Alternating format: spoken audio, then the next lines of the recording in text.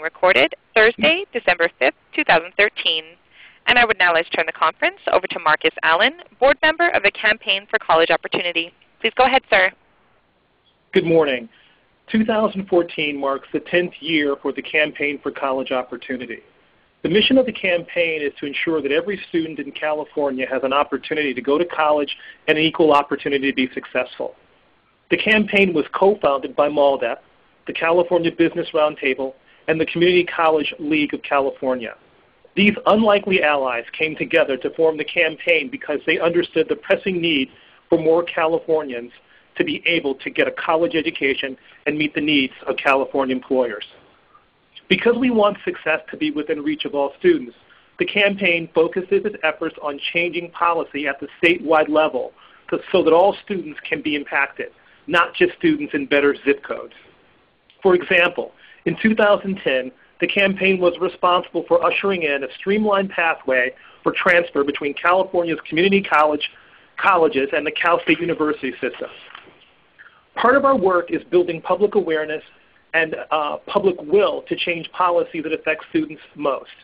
In order to do that, we publish original research that highlights the challenges students face when trying to reach their college goals, underscores key demographic trends, and suggests recommendations for reform.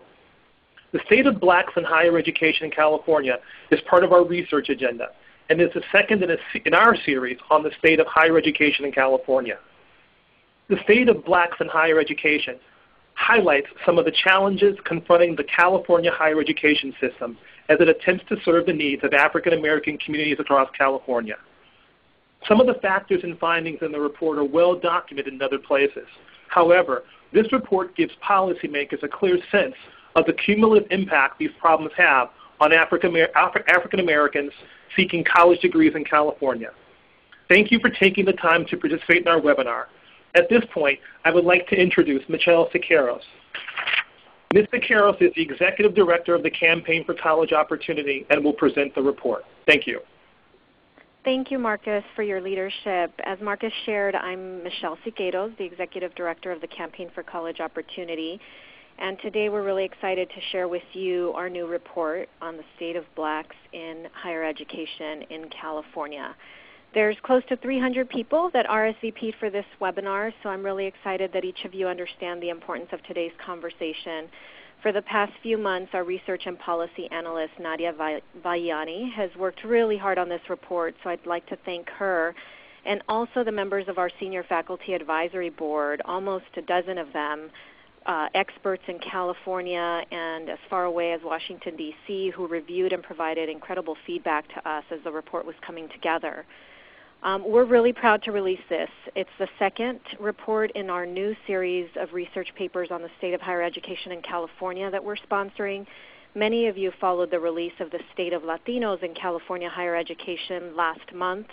And in early 2014, we're going to continue to bring you reports on California's performance in terms of college access, affordability, and success, and a first-of-its-kind research paper on the real cost of college for California college students based on how long it takes them to actually complete and earn their certificate or degrees. As we release the report today, I'm really proud that Marcus Allen was able to join us, but we also have Jamila Moore, Chancellor of the Ventura Community College District. She's going to provide her reactions following my presentation of the key findings from our report. If you have any questions, you are going to be able to type them directly onto your chat box on the left side of your screen. And if you're on Twitter or Facebook, please feel free to share the report and use the hashtags California as in CA, higher ed, and Black EDU. We're going to be taking questions from Twitter, so tweet us at our handle, which is @CollegeOp.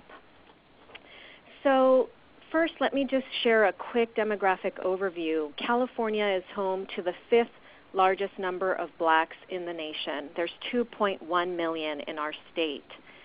A third live in LA County, another 300,000 in the Inland Empire when you combine San Bernardino and Riverside, and there's significant population numbers also in Alameda, San Diego, and Sacramento counties. I think what might be a surprise to many of you is that there's actually more blacks in California than in states like Alabama, Louisiana, and Mississippi.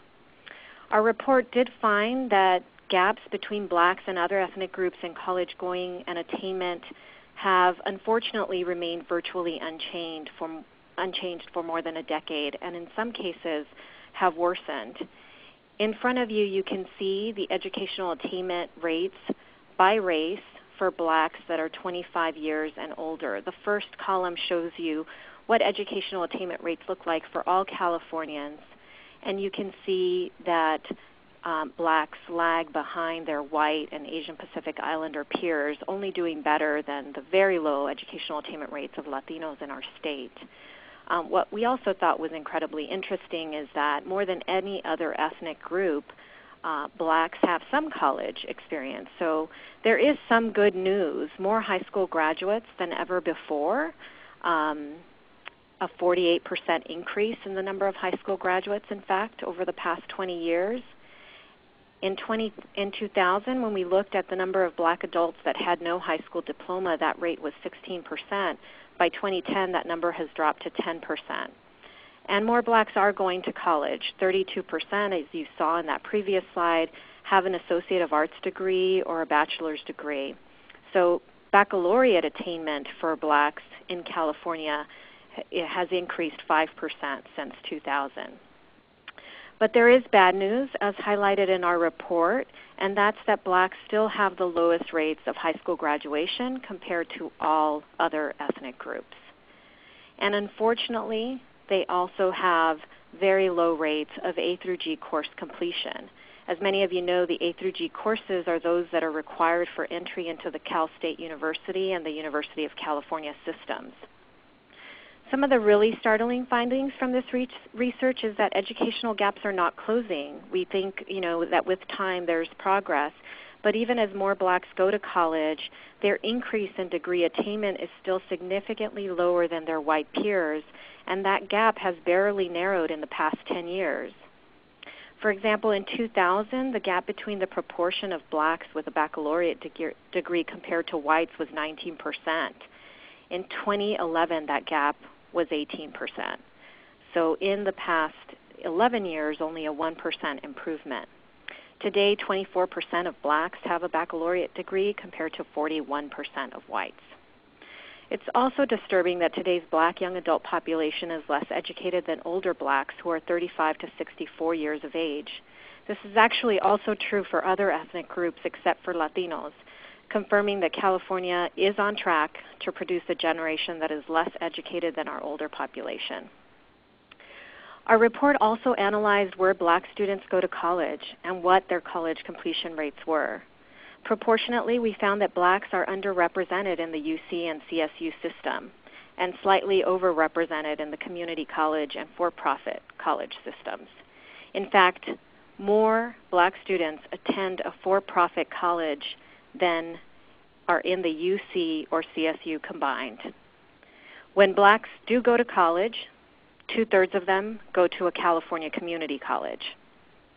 And black students are less likely, especially if they're low income, to attend a selective university than their low-income white peers. So next we thought we would share some of the findings in terms of enrollment into our public higher education systems. So since 2000, the black enrollment into the Cal State University has fluctuated somewhat. In this graph you can see blacks being represented by the blue line, that enrollment has actually not changed much when you compare it to the year 2000, but obviously in 2004 and up until 2007, we actually see an increase and a high of enrollment of black students into the CSU of 15%, and shortly thereafter, a huge decline. In the University of California, enrollment for black students has only increased by 1% over the last decade. And you can see that enrollment in general to the UC has remained pretty flat for most groups. So it's clear that policies to ban affirmative action have had an impact in the enrollment rate of black students into the university. In fact, a 17% decline in admission rates for blacks from 2004 to the present is what we've seen in the university. Some say that this is due to a lack of competitiveness by Black student applicants to the UC, but I just want to say that we should remember that the growth in the number of young adults in our state, coinciding with a decline in state funding for spots in college, has meant that campuses have fewer spots available for students and have continuously raised the bar for admission at the UC and at some CSU campuses, which means that students we felt were indeed qualified a few years ago based on GPA or other markers are just deemed not qualified today. Our report, and this graph in particular, really finds that Blacks have the lowest admit rates of all ethnic groups at every single one of the UC campuses, a really startlingly low admit rate at UCLA and LA County, where a third of all Blacks in the state reside, an admit rate of just under 14%. We also analyzed college completion rates. I think any of you who know the work of the Campaign for College Opportunity understand that we believe passionately in the opportunity to go to college and just as passionately in the opportunity for students to actually cross that graduation stage. And here what you see in front is that Blacks have the lowest college completion rates across all three segments of public higher education. And we know that part of the challenges is that remediation placement, remedial rates, is really high for students. We know that 85% of incoming community college students are identified as unprepared for college-level work at the community college system and 83% at the Cal State University system. And I think what should be most disturbing to us is that we know that the success rate for students that are placed in these remedial courses when they get to college is very low. Only 1 in 5 will ever earn a degree, a certificate, or transfer if they start their path in remedial education. So we know that high-quality advising, course access, and targeted supports are critical for students, and of course all of these things have suffered serious budget cuts in the past 5 years and are often not highly prioritized by our colleges. So as noted earlier, the bad news is even more disturbing when we see that there is a widening gap today in terms of college completion for Black college students. And this is the widening gap that you can see. The gap between Blacks and their white peers in college completion is wide, and at the community colleges and UCs it's growing. So the graph that you see in front of you shows you what the graduation rates are. 4 years are the dashed lines at the bottom, and the 6-year graduation rates are the ones at the top. So I think it also begs the question that while many of us think that the Cal State University system or that the pathway to a baccalaureate degree is 4 years. In fact, that's not true for any student regardless of race for the most part, with very few students completing in 4 years and only 8% of Black students doing so. But even if we look at the 6-year graduation rates, we know that they still are very low, with Black students completing at the Cal State University at a rate of 35%, which is 23% lower than their white peers at the same institution. The next graph shows you the same information for the University of California over time, and you can see that, again, the 4-year graduation rate for Black students is lower than for all other ethnic groups in the University of California. The 4-year rate is under 50%, and the 6-year rate is 71%. And also you can see the gap that exists there. The full report actually has a lot of additional data around transfer completion rates and gaps that exist in transfer, so I certainly encourage you to review the full report. I'm not going to cover all of those data markers. I do want to talk a little bit about why this matters for California. We have a growing diverse state and an equally growing demand for educated workers. And in certain regions of our state, the success of our local economies will really depend on whether we increase educational success for Black students. One of the first graphs I showed you was just the large numbers of Blacks that make up the population in certain parts of our state. And just this morning I was reading the LA Times, and there's an article on a new research analysis by UCLA that talks about how the economic recovery in California has been uneven, with coastal communities really doing much better than inland communities, and a huge concern that we're essentially creating a two-state recovery where the inland areas of California are really being left behind. And my thought immediately was that if you looked at educational attainment in those regions, you would find that the coastal regions indeed have a much more educated populace. From a social equity perspective, we know that some of these data points have shown little or no improvement over time, and that's really startling and just unacceptable. We believe that any widening in these gaps must be stopped, and the only way to reverse these trends is by shining a bright light on them, and that's the purpose of this report. And really we hope that by urging our governor, our state policymakers, and higher education leaders to act, that we will actually be able to stop these trends. First of all, in the recommendations that we've put forward, we think it's important for there to be a statewide plan in California. We need intentional goals. Without a comprehensive plan to encourage, support, and fund greater higher education participation and success, particularly among Black and Latinos in our states, we will not see anything different. This report makes it really clear that Black students react strongly to shifts in policy, whether it's the elimination of affirmative action or the severe budget cuts of 2008. The decline in college going for Black students was more severe than it was for any other ethnic group in our state. So that's the bad news, but it also tells us that policy can help really move and change and cause a positive reaction in the opposite direction amongst our Black student population. Second, I think it's very clear that we need to expand college knowledge, both for parents and students in K-12. We need to make sure that they understand the availability of financial aid, that they understand the differences between colleges and the different value that they can get at each of them.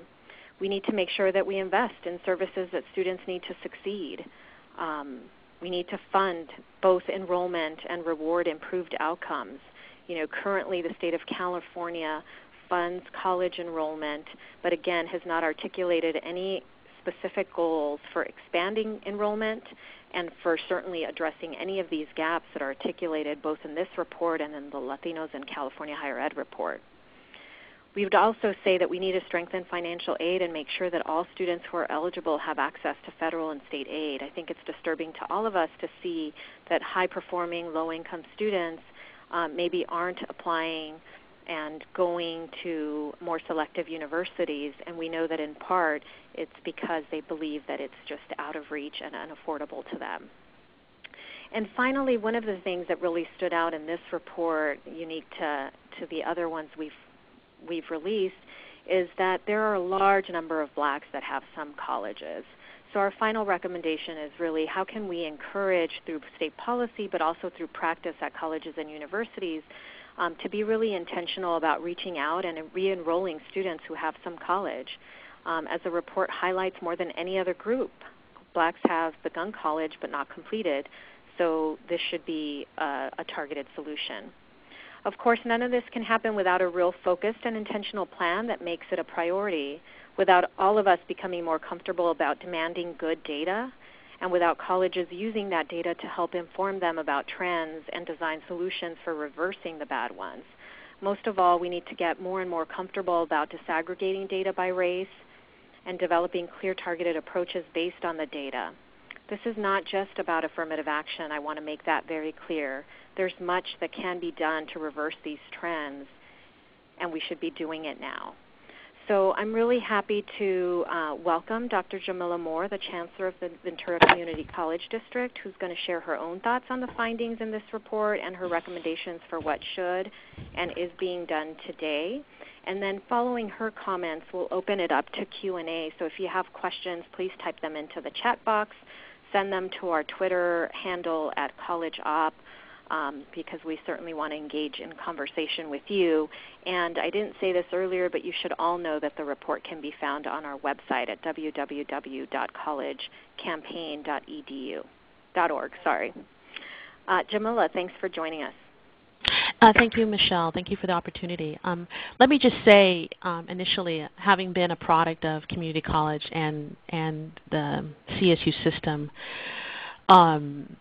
as well as also a student that started out in remedial education when I got to college, some of this information was not that startling to me. However, I think I would hope that I share some of your same concerns and that of many of us in the higher education community, in that when you do look at the data, it is still incredibly disheartening that we have not made much progress. And my initial reaction is that there is still the reality that the graduation gap is very much consistent with the achievement gap. I think the report did a good job in laying out what the problems are and what some of the perspective is with regards to what's currently happening for Black students. But those of us who are working in higher education, this is an ongoing struggle, not just for Black students, but for mostly students of color and those who are poor.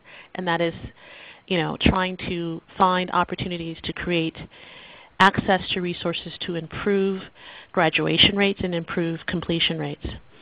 I think one of the things that I would highlight is that in my review and reading of the report is that one of the things that stood out for me is that, and what I would have liked to have seen more of is, really the importance of student services.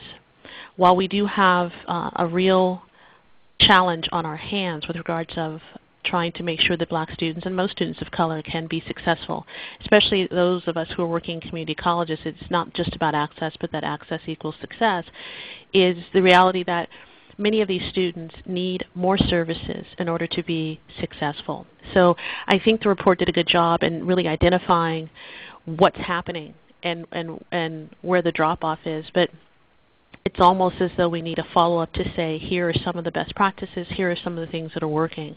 Those of us in higher education, especially those of us in the community college world, I'm happy to say that this has been one of our focal points. The California Community College System Office has been engaged in the Student Success Initiative for the last 2 to 3 years.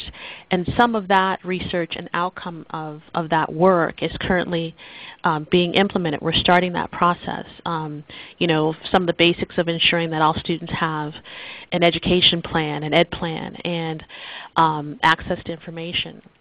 And really beginning to put together timelines and targets to try to improve access for students all over the state.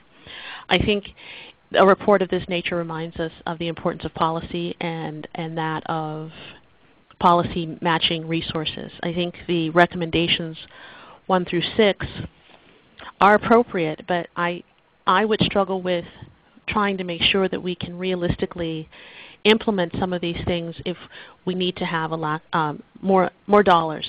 I think California, having come out of, or still making its way out of, the last 8 to 9 years of huge budgetary cuts, has had a tremendous impact on a lot of our students, but mostly our students who are primarily at risk. And it's no different than what we have faced in the economy. They do say that, for Blacks, who are starting out at a disadvantage of limited resources and access to information and being able to be successful, when the recession hits and those resources in certain areas are completely removed, it's almost impossible for us to see any type of real progress or growth. And so I think the report is a reflection of that, because you talk about the limited resources. I think it is important for us in 1 through 6 to look at these all of these areas of creating a statewide plan. I think the community colleges, we have started some of that. The need to expand college knowledge is ongoing and definitely needs to be increased. Dissemination of information, even for students who are currently in college, is critical. I think also, too, I would point out that the need to make data-driven decisions is absolutely evident, something that we need to work at and will continue to work on, especially in community colleges. I also want to highlight, too, that in the report you indicate the findings that are along the lines of 23% of Blacks who graduate from high schools enroll in community college. So, the California Community College system becomes almost like that of an HBCU, historical Black institution. We are serving a tremendous amount of students of color. But the challenge we have is that our students come to us with a diversity of needs. And so wanting to make sure that they have access to the appropriate right of amount of financial aid, that they also have access to things that will allow them to get to school and remain in school. And I think that speaks to some of the other research that indicates that the percentage of blacks who have had some college but have not finished. I think item 6 under recommendations, encouraging colleges and universities to reach out and re-enroll students, is an excellent idea. I think we would have to look at ways in which to do that effectively and ways in which to do that in a way that's going to be helpful to students, and find out, first of all, under the need for data-driven decisions, why they were not able to complete their education. I think also, too, we cannot have this conversation without looking at the broader picture, not just of higher education, but what's also happening in K through 12. And I think the K through 12 community is making strides to step up as well in the issue of Common Core. I would also like to highlight that we do have some examples of what works and what can be helpful to students, especially black students. An example of that would be the issue of dual enrollment, or middle college high schools that exist on community college campuses. But at the end of the day, it's really about making sure that students have all the resources they need to be successful. And I think the only way we can do that effectively is continuing to do partnerships with our K through 12, but also looking at all of the needs for student services that allow the student, when they arrive onto the campus, to be successful and to have that information in order to make sound decisions, and resources in order to complete the education. I think I will stop there, because I know I can only imagine that there are many questions. I want to thank you for the opportunity to respond. I think it's a really valuable piece of research. I think the report has raised the level of awareness on the needs for blacks in higher education, but primarily the overall need of students who are at risk and students of color that many of us who are working in higher education are familiar with. I think we need to kind of continue to all work together to look at resources and ways that we can eradicate the achievement gap, because until that achievement gap has been eliminated, the issue of graduating from college, completion, or having access to higher education will not go away. Community colleges are working very, very hard under the issue of access, but also ensuring that access should equal success. And I think we also need to take a page out of the Student Success Initiative and the work that's currently going on to find ways in which we can broaden that, but allow more resources and more data to come forward that can help many of us who are dealing with this on a day-to-day basis in higher education. And I'd also like to end by saying that, you know, the Master Plan for Higher Education is a great blueprint.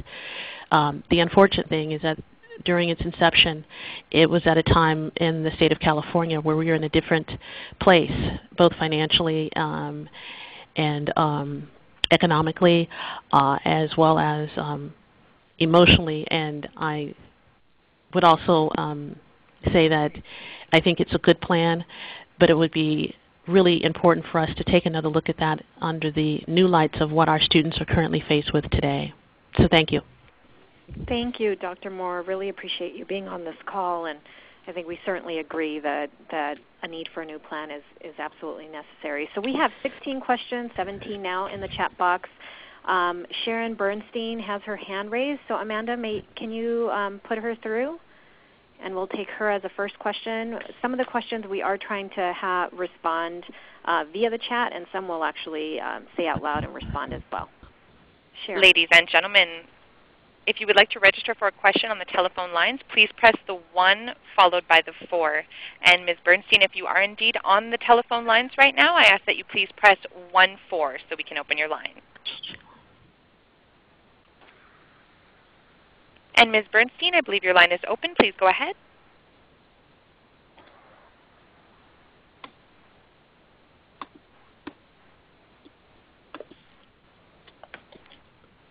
Okay, so I'm going to just read. I think Ms. Bernstein also typed in her question. So her first question is, why have such things as affirmative action changes and the budget cuts affected African Americans the most?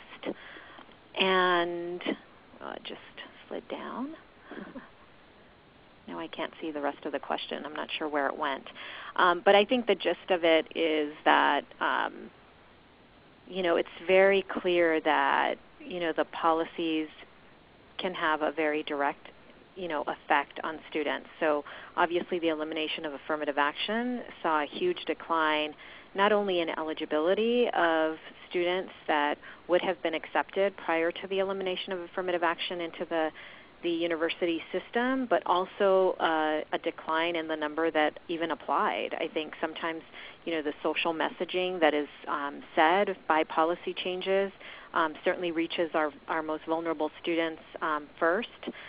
It's very clear that cuts to access and continuing to raise the bar on eligibility will obviously affect students that are, barely making it in many ways in terms of being eligible, and I think the budget cuts in 2008 certainly demonstrated that. And we got to remember that their low-income students in particular are really susceptible to changes and increases in fees and tuitions in our university system, so huge increases there. That I think communicate a message that college is maybe unaffordable when students have very little college knowledge, maybe don't know anybody in their family that's gone to college that can help ensure that they apply for financial aid, and remind them that we do have a robust Cal Grant and Pell program that can allow them to get to college. So I don't know, Dr. Moore or Marcus, if you want to add anything. I would only add that I do believe that the caller has probably hit a key point, and that is the issue of affirmative action. I'm actually a product of affirmative action. I'm proud to say that because it provided the access for me. I would tend to agree. The elimination of affirmative action and the message that it sends has had a huge impact on students of color, primarily blacks. Because, not unless they've come through the community college as a pathway to transfer, first-time freshmen getting into the UC system, and as competitive as it has become, the elimination of affirmative action creates another barrier to that issue of access for black students. And I think it's important for us to also state that when we're talking about affirmative action, we're not talking about less qualified, because all students have to be eligible for consideration of admission. So we're talking about eligible students, but I think there has been less of a focus on the need to have underrepresented students have access and presence on those campuses with the elimination of affirmative action. And I think because they were in such small numbers to begin with, it only further reduced those numbers and also sent the message that there would not be either a welcome or an access of support or resources with the elimination of affirmative action. And I think that's had continued impact on black students. So we have another question from Nanette Asimoff, who wrote, who are you talking in the state legislature about the idea of a statewide plan, and what would that look like? We are very encouraged by some of the statements coming out of the governor's office. I think any kind of plan for higher education has to be led by both the governor and the legislature. There have been attempts to review the master plan and to put forward a task force that would develop a new plan for higher education. I think, unfortunately, none of those efforts have really gained enough steam or traction. And I would say that in some ways it really isn't, in my view, about a new master plan, but a really focused 10 to 15-year plan that can ensure that we actually produce the educated population that we need. And I think any plan, to answer the second part of your question, has to be very clear about articulating how many more college students does California need, how are we going to close the gaps that exist in college going amongst our diverse populations, Latinos and blacks in particular. How are we going to make sure that when students get there, they complete? So how do we align the way we fund colleges and the way we hold colleges accountable for improving student outcomes? How do we then fund and align all of our policy and budget practices at the statewide level to make sure that we reach that? I think there's some really good models out there. Over 30 states in the United States of America have a very specific plan for higher education, for improving college going and success in their state, and we do not. and I think that should be unacceptable to all of us. We have another question from Minor Godoy. It seems that even our remedial courses at the post-secondary level are having a difficult time preparing students to persist to graduation. Is it an issue of funding, content, availability? In a world of limited budgets, is there space for collaboration across our K-19 system? Dr. Moore, do you want to answer that one? I would have to say that it probably is a little bit of all of those challenges, in the sense of if you can repeat the last part of the question, I want to make sure that I've heard it, because there was a little bleep in my phone line. So the question is the issue of remediation. It says, it seems that even our remedial courses at post-secondary level are having a difficult time preparing students to persist to graduation. Is it an issue of funding, content, or availability, and what's the idea of coordination between K-19? I think it is an issue of funding and availability, and the challenge in that is that when students come to us and they're not fully prepared, those that more often than not that are not fully prepared need assistance, and not just that of remediation, but of financial aid. And the challenge that some of those students encounter is that they want to continue their eligibility to persist on, and if they do not have either enough financial aid that allows them to do that, or they cannot get into their actually college level courses because they're in remediation, they have to deal with getting through those courses and then having enough funding afterwards. So that does have an impact on students. But I think also to the availability. With the budget cuts that encountered many of our higher education institutions, there were cutbacks to the availability of all courses across the board. But in some cases, especially at community colleges, access to some of those basic skills courses, because colleges could no longer afford to run the same level of courses with reduced budgets. And so that had an impact as well. So once again, I think the budgetary crisis speaks to some of that, but then also to students' ability to persist based upon available financial aid and making sure that they still are eligible once they make that transition to the 4-year. Thank you, Dr. Moore. We have a question from Constance Ilo. Constance is a PhD candidate at USC. Her dissertation is examining the Black student college-going culture to the for-profit sector in California. And her question is, I'm wondering what role do you envision in the future in terms of solving problems in college access and equity, if any, for for-profit colleges, since they're currently not part of the master plan? I don't know if I have a great answer for that. I think that the data demonstrates that the growth in the for-profit sector is something that we should be paying attention to. For-profit colleges are diverse. They provide anywhere from short-term certificates to 4-year baccalaureate degrees and beyond. And the cost range, but I think some of the lessons that are very clear as we realize that more and more students either have to work part-time or full-time when they go to college. Some of what I think for-profit colleges do well is provide accessibility at any time, broad online learning opportunities, intensive sort of outreach around financial aid and getting students aid that they're eligible for.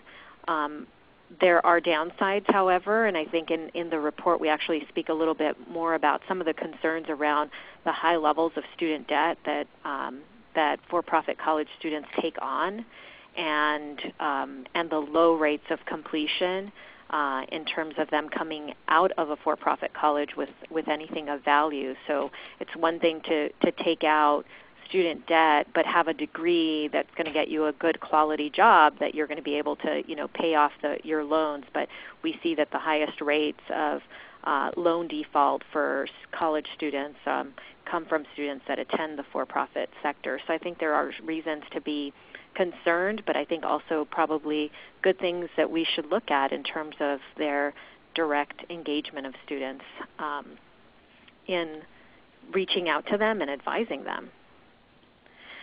So Paula Santana asks, what can partners and stakeholders do to help support and actualize the recommendations in the report to ensure that more students are able to succeed in college? I think Dr. Moore will have something to say about this, and Marcus, I would certainly invite you as well. I think for us, we as the Campaign for College Opportunity are obviously an independent outside voice that is made up of a coalition of both business leaders, community leaders, civil rights activists, and we think that we all need to come together to exert the kind of pressure that puts this at the forefront. You know, policymakers will always say that education is their number one priority, and I think we need to hold them accountable.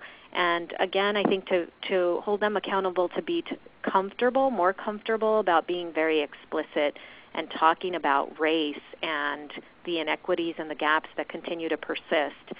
You know, Texas, which is obviously not seen as any kind of progressive state compared to many other states in our union, has a very clear articulated plan that they call Closing the Gaps. And it's very specific and intentional about the number of additional Latino and Black students they want to go to college and graduate from.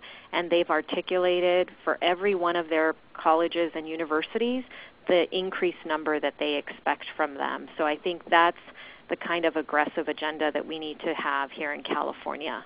Marcus, would you add anything else? I think that's great.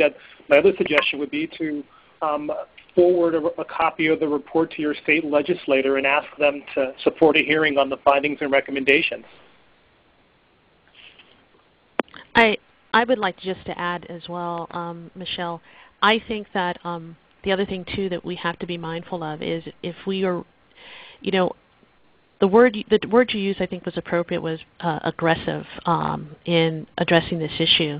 I think if we're really going to be successful in any way in addressing the achievement gap that leads to the issue of completion and also the issue of access is we really do have to work with students of color, Black students, when they're in middle school. It's almost when they get to high school it's too late. So it's almost you have to change the culture of a college-going process, and I think that's where it speaks to under the recommendations, expand college knowledge. And that's why I thought it was important to speak to the K through 12 perspective, because we have to build that partnership, and we have to look at those existing programs that are effective and that are working to close that achievement gap, and find ways in which we can replicate those types of programs in communities where there is a need.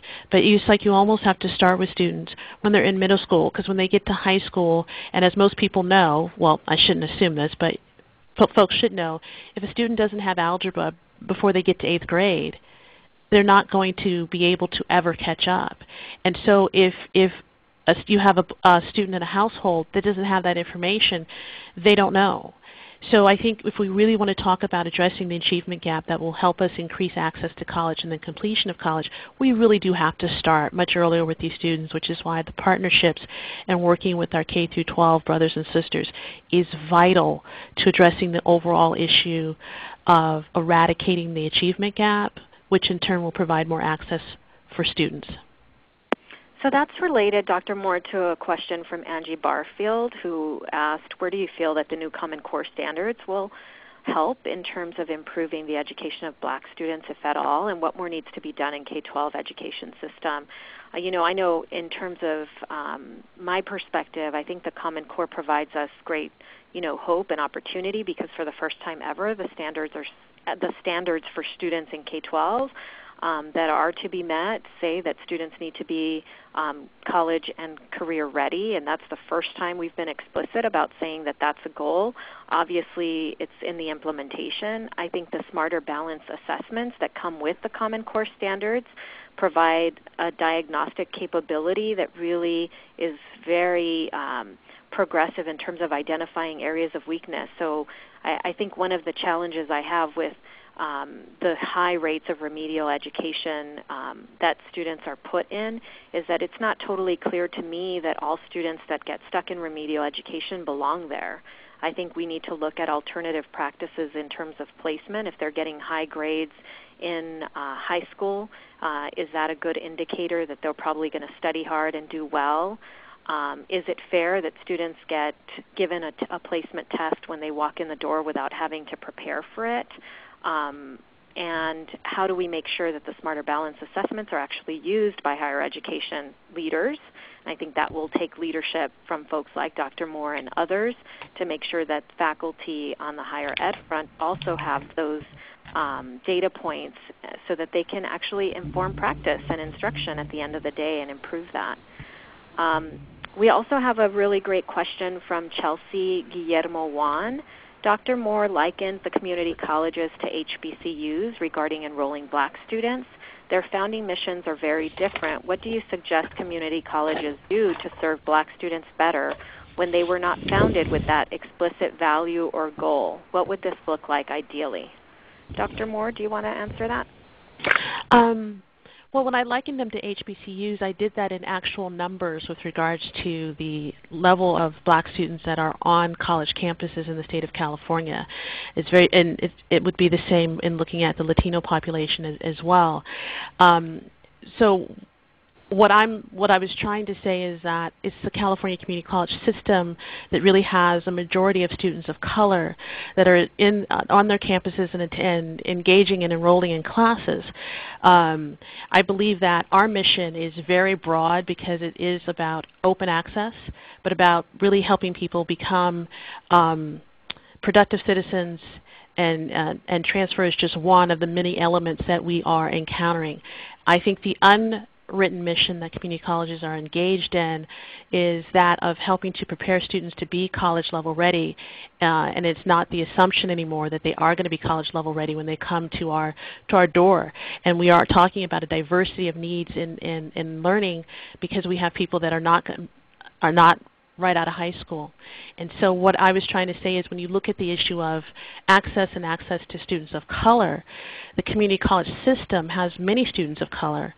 And so and the report talks about 23% of Blacks who graduate from high school also enroll in the community college. I think one of our goals is not just for Black students, but I think for students across the board, and especially students of color, is to make sure we have the resources, and that's when I made reference to the need for student services resources so that these students can be successful, because what the research and data is indicating that more often than not, these students who are primarily of color, and as the report has indicated, Blacks, have greater needs in order to be successful because they are not graduating or completing at the same level as their white peers. And so that's what I was making reference to.